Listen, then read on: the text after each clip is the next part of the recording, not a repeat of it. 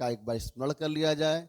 जेहि विधि नाथ होई हित मोरा, करहूँ सो बेगी दास मैं तोरा। हे प्रभु, मैं तो आपका दास हूँ, जिस विधि से कल्याण हो कल्याण कर दो। और बच्चों, आप लोग लाइक और सब्सक्राइब कर दो और वीडियो शेयर कर दिया करिए, ताकि मैं भी उत्साहित हूँ और खूब ज़्यादा पढ़ाने में मेहनत कर सकूं। जानते हैं आप लोग, सफलता जब मिलती है तो इंसान कार्य करने में बहुत मन लगाता है। चलिए स्टार्ट करते हैं इफ का प्रयोग। तो इफ जहां है, जब हम इफ लगा दिए और यहाँ पे जो हमको बात कहना है कह दिए, इसी को हम कंडीशन कहते हैं, शर्त कहते हैं। और इसका रिजल्ट जो यहाँ पे वाक्य बोलेंगे वो रिजल्ट है। तो दो तरह से इसको लिखा जा सकता है। तो पहले जो लिखने का तरीका है, आपने जरा हम एग्जाम्पल के साथ समझा दें आपको, उसके बाद हम लोग डिटेल में पढ़ना शुरू करेंगे। If you do not study, you will not become success। यदि आप नहीं अध्ययन करोगे, नहीं पढ़ोगे, तो सफल नहीं होगे।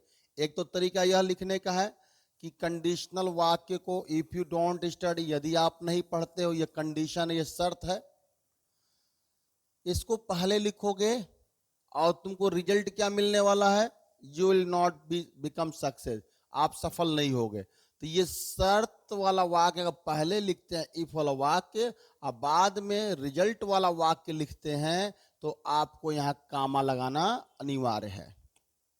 दूसरा तरीका भी है लिखने का, जैसे कि हमने कह दिया यहाँ पे, you will not become success if you, अब देखिए यहां कामा नहीं रहेगा, डू नॉट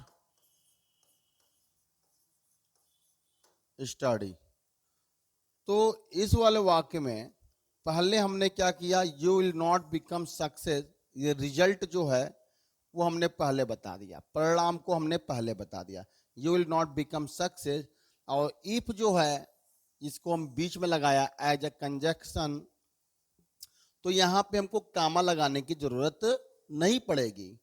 अगर आपने कंडीशन को पहले रखा और रिजल्ट को बाद में, तो यहाँ कामा लगाना पड़ेगा। ये अगर पहले रिजल्ट बता देते हैं फिर आप कंडीशन बताते हैं, तो कामा लगाने की आवश्यकता नहीं पड़ेगा।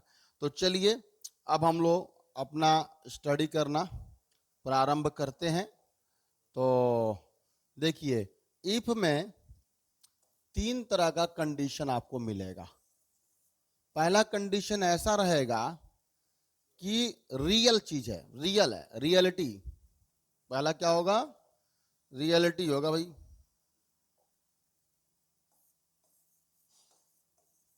रियल है पहला कंडीशन, एकदम सत्य है। कंडीशन मानो तो तुमको रिजल्ट मिलेगा। तो result according to action, action के अकॉर्डिंग, कार्य के अकॉर्डिंग आपको परिणाम मिलेगा। यदि तुम पढ़ोगे तो पूरा यूपी टॉप करोगे, यदि तुम 8 घंटे मन लगा के पढ़ोगे तो पूरा इंडिया टॉप करोगे। तो ये बात सत्य है कि 8 घंटे खूब मेहनत करके पढ़ेंगे और दिमाग को कंसंट्रेट करके पढ़ेंगे तो पूरा इंडिया टॉप करेंगे। यदि तुम सुबह में योगा करो, समय से भोजन करो, समय से सो, तो तुम स्वस्थ रहोगे।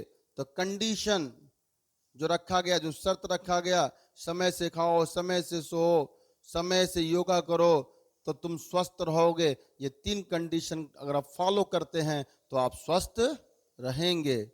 यदि तुम पैसा खर्च करोगे तो लोग तुम्हारे पीछे पीछे घूमेंगे।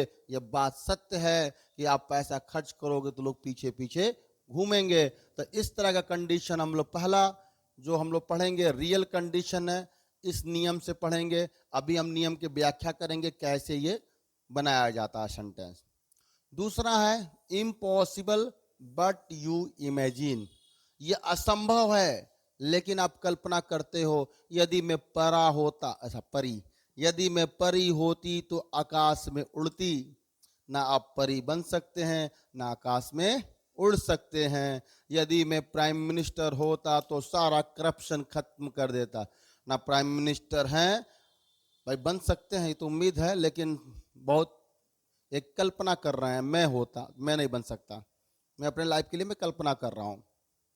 यदि आप राजा होते तो मुझे 5 लाख रुपया दे देते। तो ना आप राजा हो ना 5 लाख रुपया दे सकते हो। तो यहां पे कल्पना की बात की जाएगी। यदि तुम बंदर होते तो पेड़ पेड़ कूदते। यदि तुम तकिया होते तो किसी के सर के नीचे होते। यदि तुम जो भी लगा लो। तीसरा condition, work was important but not done, कार्य बहुत इंपॉर्टेंट था लेकिन आपने किया नहीं पास्ट टाइम में। अब देखो, आप स्टूडेंट हो, ये समय कौन सा है पढ़ने का। आप नहीं पढ़े, बड़े हो गए, ब्याह हो गया, अब नौकरी का समय आया। तब क्या सोचते हो, यदि मैं पढ़ लिया होता तो आज नौकरी करता। तो बैक टाइम में आपने नहीं पढ़ा, संभव था, आपका राइट था, आपके हाथ में था। यदि मैं पढ़ा होता तो आज नौकरी करता। यदि मैं बीएड किया होता तो आज कंपटीशन में बैठता। तो आपने बीएड नहीं किया इसलिए कंपटीशन में नहीं बैठे। यदि मैं ग्रेजुएट होता, यदि मैं पोस्ट ग्रेजुएट होता, ये क्या है, आप अंदर से सोच रहे हो अरे यार मौका था कर लिए होते, तो आपने नहीं किया। नहीं किया इसी के पछतावा है। ठीक है, आपने क्या किया, वर्क वाज इंपॉर्टेंट, इंपॉर्टेंट काम था लेकिन आपने किया है, नॉट डन, नहीं किया है भाई। इस तरह को वाक्य बोलने के लिए हम लोग कौन कौन सा रूल लगाएंगे इसके बारे में सीखेंगे। तो चलिए वन बाय वन हम लोग सेंटेंस बनाना शुरू करते हैं और रूल के अकॉर्डिंग शुरू करते हैं। तो पहला है इफ। तो इफ जानते ही बहुत इंपॉर्टेंट है, तो आइए इफ पे आया जाए। पहला रूल है, पहला कंडीशन जो रियल वाला है, एकदम संभव है, वो कंडीशन देखते। इफ लगाइए, यहां पे आप सब्जेक्ट लिखिए, सब्जेक्ट के जस्ट बाद अकॉर्डिंग टू सेंटेंस आप हेल्पिंग वर्ब लगाइए, और उसका निगेटिव तो नॉट लगाइएगा, नहीं निगेटिव है तो वर्ब लगाइएगा, और प्लस ऑब्जेक्ट लगा दीजिए, कंडीशन हो गया। और रिजल्ट हमेशा फ्यूचर में होगा या कैन लग सकता है, तो अन्य लगता है। तो यहाँ पे सब्जेक्ट हो गया, हेल्पिंग वर्ब हो गया, वर्ब हो गया और ऑब्जेक्ट हो गया। ये आपका रूल हो गया। तो सेंटेंस देखते हैं।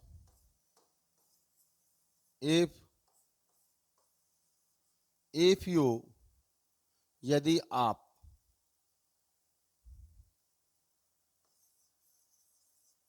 If you go to market you can buy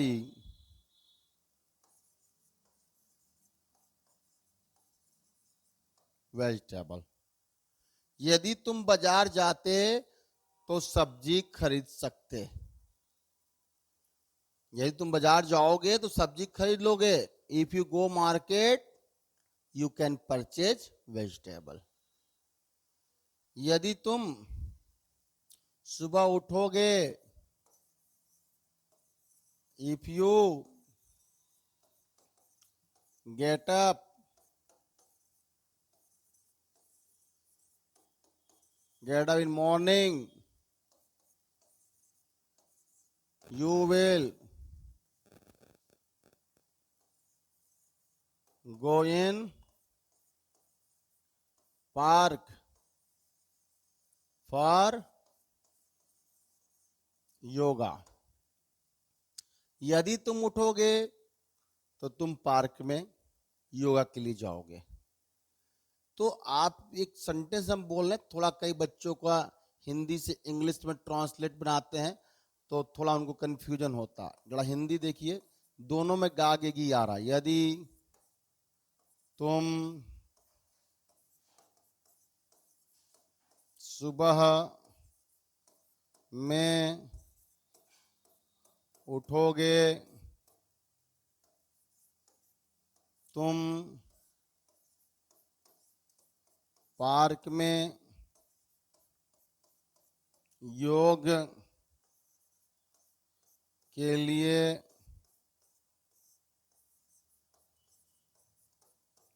जाओगे। कई बच्चे ये सोचते हैं कि सर जी यह तो दोनों जगह गा गे गी आ रहा है। जो टेंस पढ़े हैं, फ्यूचर पढ़ते हैं, तो फ्यूचर में आप लोग हिंदी ट्रांसलेट जो करते हैं हिंदी से इंग्लिश में, जिस वाक्य के अंदर में गा गे गी आता है उसे फ्यूचर इंडेफिनिट टेंस कहते हैं। ये आप लोग पढ़े होंगे। तो देखिए दोनों में गा गे गी आ रहा है, ठीक है। तो हम दोनों को बना रहे हैं, तो इसको बना रहे हैं प्रेजेंट में और रिजल्ट वाले वाक्य को बना रहे हैं फ्यूचर में। तो ऐसा क्यों? अगर हम लड़कों को ट्रांसलेट करने के लिए देंगे तो कहेंगे sir ji if you will get up in morning, तो गलत हो जाएगा। क्यों?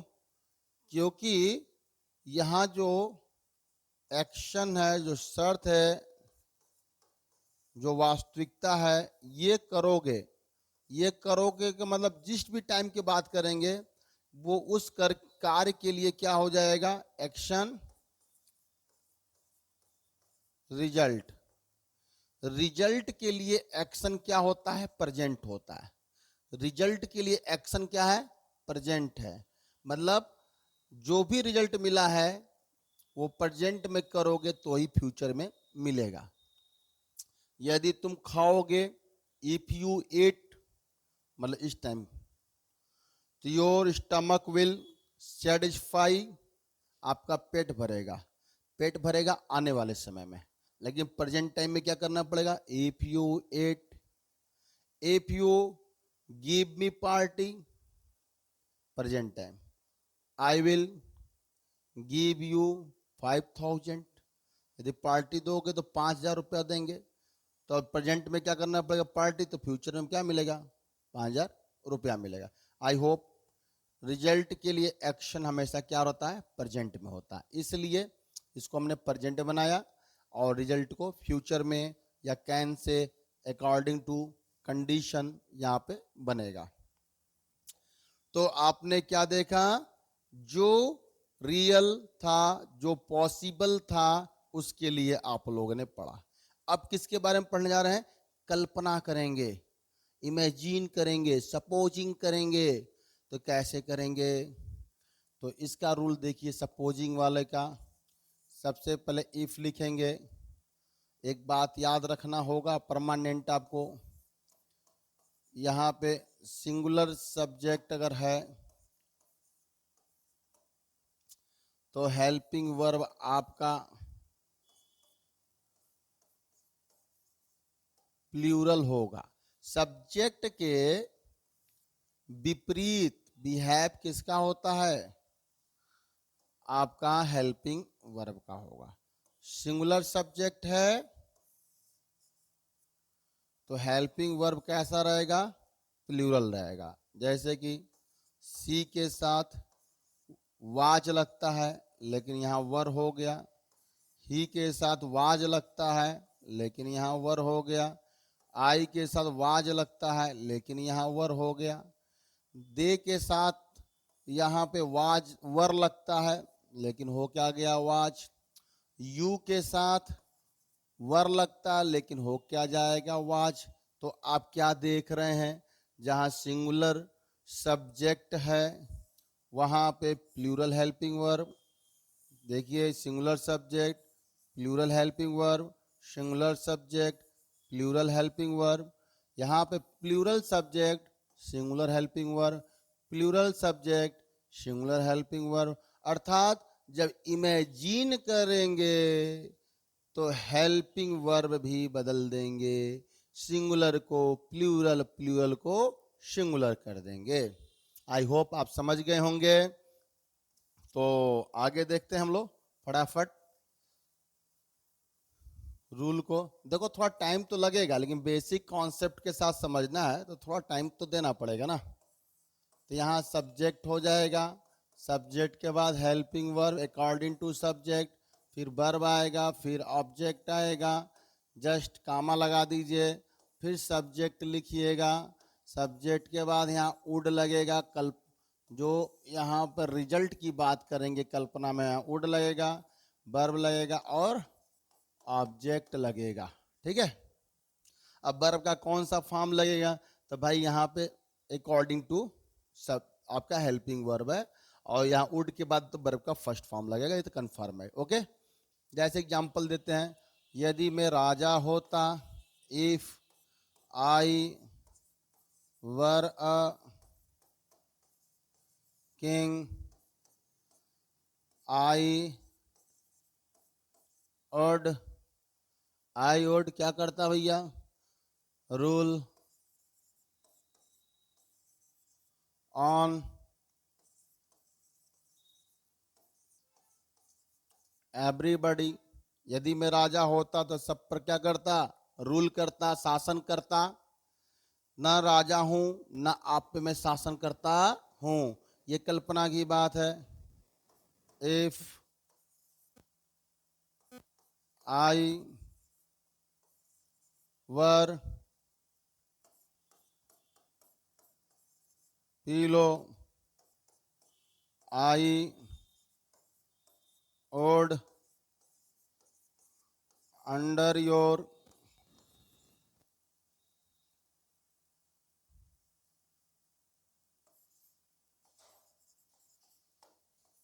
हेड। यदि मैं तकिया होता तो आपके सिर के नीचे होता, तो बताओ तकिया है, तकिया तो नहीं है, तो सिर के नीचे कैसे हो सकते हैं। तो जो नहीं है उसकी कल्पना कर रहे हैं। इफ आई वर अ फेरी, यदि मैं परी होता, मतलब परा होता, आई वुड फ्लाई, मैं उड़ता, ये संभव ही नहीं है, ऐसी कल्पना कर रहे हैं। If you was a monkey, तो you would jump one tree from another tree, यदि आप बंदर होते तो एक पेड़ से दूसरे पेड़ कूदते। यदि मेरा दुश्मन कुत्ता होता तो अपने दरवाजे पे बांध लेता, तो मेरा दुश्मन कुत्ता है क्या, नहीं है, दरवाजे पे नहीं बांध सकते। तो जो आपके दिमाग में कल्पना चल रहा है उसको ऐसे आप बना सकते हो। ओके। आप ऐसा प्रैक्टिस करिएगा, सोच सोच करके कल्पनाओं में खो जाइए, 10-15 शायरी लिख दीजिएगा और कमेंट बॉक्स में लिख दीजिएगा। आइए तीसरा जो है, जो आपने पहले किया था या नहीं किया था उसके लिए पछतावा है। आप पहले नहीं किए थे, अब उसके बारे में सोच रहे हैं, तो इस तरह का वाक्य जो आएगा, सबसे पहले आप इफ लिखोगे, फिर क्या लिखोगे, सब्जेक्ट लिखोगे, सब्जेक्ट के जस्ट बाद क्या लिखोगे, हैड लिखोगे। अब वर्ब का कौन सा फॉर्म, थर्ड फॉर्म, क्योंकि बैक टाइम के बारे में बात कर रहे हैं। अगर ऑब्जेक्ट भैया है तो लिखिएगा, अब फिर तो कामा लगाना ही लगाना है। कामा लग गया, कामा के बाद क्या हो जाएगा, फिर सब्जेक्ट आएगा, सब्जेक्ट के बाद यहाँ पे आपको वुड एक ही जगह लिख दिया जाए,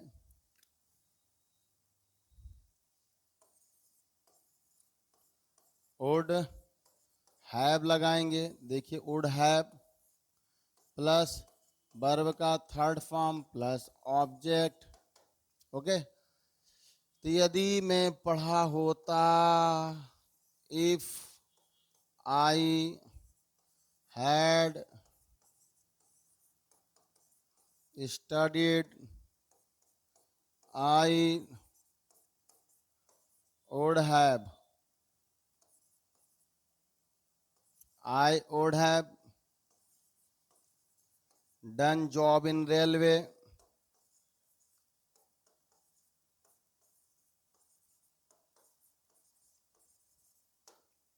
यदि मैं पढ़ा होता तो रेलवे में जॉब करता। इफ आई हैड स्टडीड, देखो भैया यहाँ हैड लगाएं, स्टडीड वर्ब का थर्ड फॉर्म हमने लगा दिया, स्टडीड लगा दिया, यहाँ पे वुड हैव लगा दिया, और कौन सा कार है, done job in railway, done job in railway, railway में जॉब करता। यदि आप मेरी बात मान लिए होते तो आज आपको यह दिन नहीं देखना पड़ता। यदि आप मोबाइल खरीद लिए होते तो आपको दूसरे से मांगना नहीं पड़ता।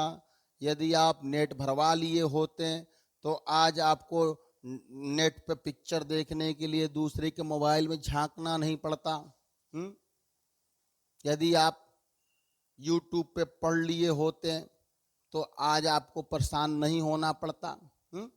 तो ये सब चीजें पहले आपने नहीं किया है ना, इसलिए आप आज सोच रहे हैं। पहले कर लिए होते हैं तो सोचना नहीं पड़ता। तो जब आप कोई कार बैक टाइम में नहीं किए हो तो आज सोच रहे हो, उसको बोलना है तो ऐसे बोल। यदि मेरी मम्मी बात मान ली होती तो आपने ऐसी बात बोला, if my mother had accept me, यदि मेरी मम्मी मुझको एक्सेप्ट कर ली होती। चलो भाई समझ गए, अंडरस्टूड हो गया। यदि आप गाली नहीं दिए होते, नेगेटिव बोल सकते हैं, if you had not abused he would not protest you, he would not have protested you. यदि आप गाली नहीं दिए होते तो आपका वो विरोध नहीं किया होता।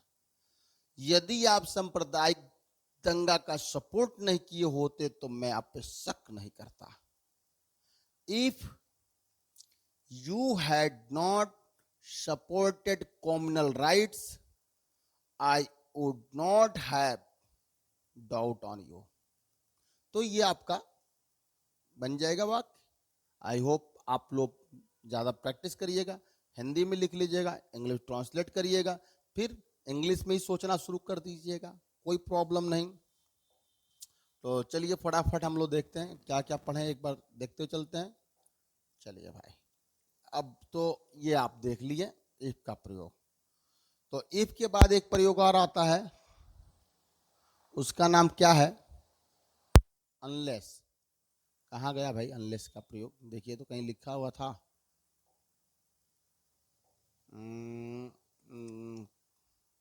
ना अनलेस, देखिए अनलेस और अनटिल दो प्रयोग है, ठीक है।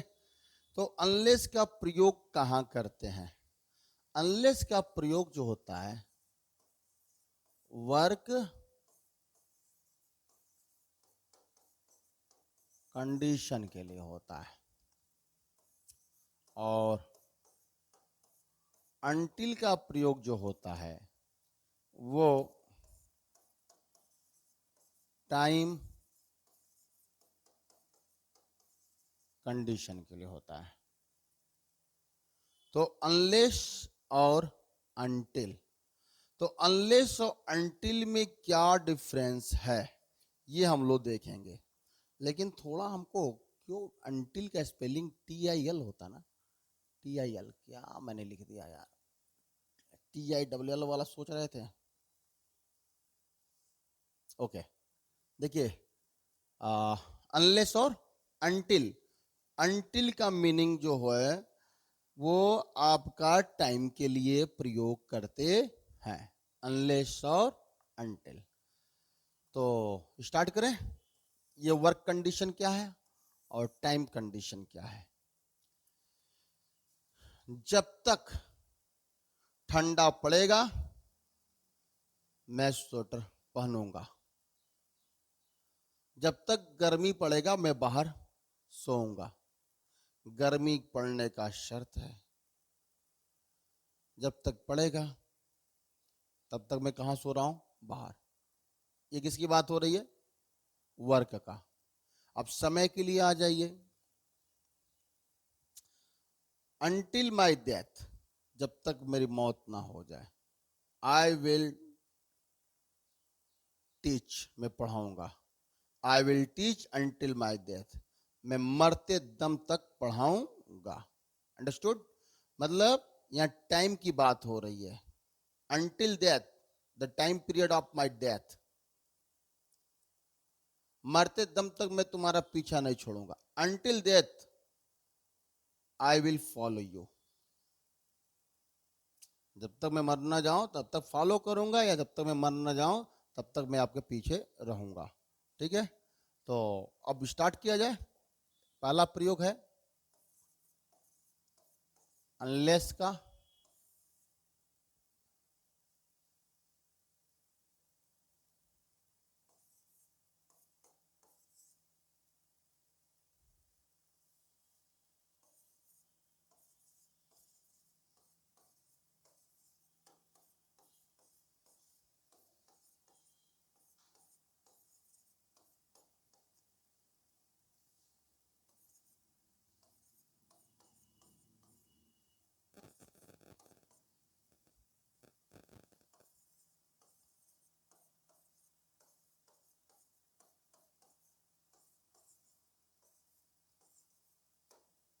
अब देखिए यहां पे I would like sleep out, मैं बाहर सोना पसंद करूंगा, unless it would really cold, जब तक कि ठंडा नहीं पड़ता मैं बाहर सोना पसंद करूंगा। तो यहाँ पे थोड़ा कंफ्यूजन हो जाएगा। तो अनलेस हमेशा निगेटिव सेंस में होता है, ठीक है। अनलेस वाले जहां पर अनलेस लग गया वहां पे नॉट लगाने की आवश्यकता नहीं होती है। इसका एक और मीनिंग आसान तरीके से हम आपको समझा सकते हैं। जैसे कि हमने बोला था अनलेस, वाक्य क्या था, it would really cold, it would really cold, it will really cold. ठीक है, तो यहां पे इसका मीनिंग क्या हो जाएगा, इफ के according, if it does not really cold, if it does not really cold, यदि कड़ाके की ठंड नहीं पड़ती। तो आपको दोनों तरह से बना सकते हैं, लेकिन यहां पे आप बताए थे ये क्या है आपका एक्शन है, एक्शन को हमने प्रेजेंट बना दिया, if it does not really cold. ऐसे यदि हमने कहा जब तक बारिश नहीं होती, अनलेस इट रेनफॉल, अब यहां पर हम क्या बनाएंगे, if it does not rainfall. तो आप क्या देख रहे हो, दोनों तरह से ये बन सकता है, कंडीशन है, दोनों में कंडीशन है। Unless it rainfall I would not go out,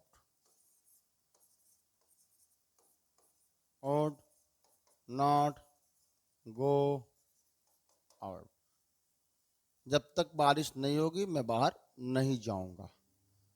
तो बारिश हो जाएगी तो मैं बाहर चलना जाऊंगा। If it does not rainfall I would not like to go out, मैं बाहर जाना पसंद नहीं करूंगा। तो दोनों कंडीशन है, आपको जो आसान लगे उस कंडीशन बना सकते हैं। लेकिन अनलेस के साथ आप देखिए कहीं पे भी हम नॉट प्रयोग नहीं कर रहे हैं, इसका मतलब अनलेस के साथ नॉट का प्रयोग नहीं करना है। Does not, would not, will not, shall not, could not, ये प्रयोग नहीं होगा। अगर उसमें क्या दिया हुआ है, अनलेस दिया है। हाँ, जो ये नेक्स्ट सेंटेंस है इसमें हो सकता है, जैसे कि I will not give you money unless you obey me. जब तक तुम मेरी बात नहीं मानोगे, मेरी आज्ञा का पालन नहीं करोगे, मैं पैसा नहीं दूंगा। यहां देखिए हमने लगा दिया, विल नॉट लगा दिया, लेकिन यहां पे अनलेस वाले में कहीं पे भी नॉट नहीं लगता है। दिमाग में रखना है, अनलेस वाले सेंटेंस में नॉट नहीं लगता है। ओके, अब आते हैं दूसरा प्रयोग जो है अंटिल का। अंटिल, अंटिल किस कंडीशन में, टाइम के शर्त बताएगा। जैसे कि एक एग्जांपल हमने बताया था, अंटिल डेथ, जब तक मर ना जाऊं। अंटिल अभी तक, अंटिल नाउ। तो इस तरह बहुत सारे आपको शब्द हैं। जैसे एग्जांपल भी लीजिए, I will love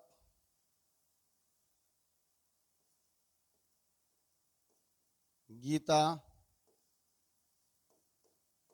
until until death. I will love Geeta until death, मैं गीता से प्यार करूंगा मरते दम तक। गीता का मतलब यहाँ पे श्रीमद् भागवत गीता है भैया, कोई लड़की उड़की नहीं है, ठीक है। I will love until death, I will love Geeta until death, मैं मरते दम तक गीता को प्यार करूंगा। I will I will go my home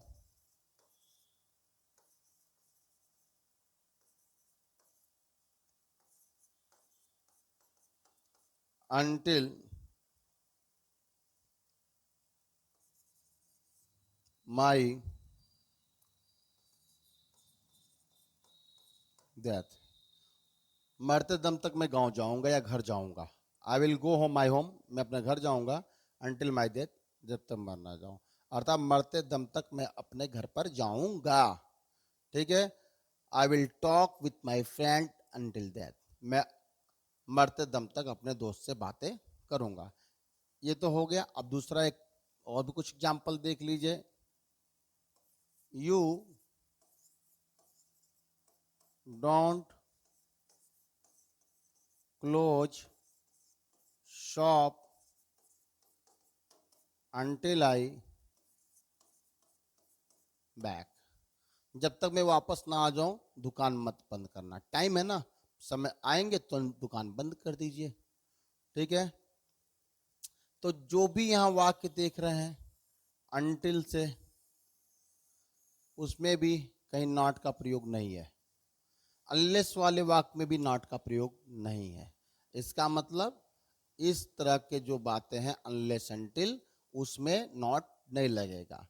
बाकी तो आप यहाँ पर लगा सकते हैं, जो जो डोंट क्लोज शॉप या इस तरह का वाक्य है उसमें लग सकता है। ओके, तो मुझे लगता है कि आप सभी को समझ में आया होगा, आई होप, और आपको मेरा वीडियो पसंद आए। और आप सभी को राम राम सीताराम, जय विधिनाथ होई हित मोरा, करहूं सो बेगी दास मैं तोरा। जिस विधि से हो कल्याण उसी विधि से करिए, मैं तो आपका दास हूं। आप लोग लाइक और सब्सक्राइब करना मत भूलिएगा, शेयर भी वीडियो मेरा कर दीजिएगा। सभी को राम राम।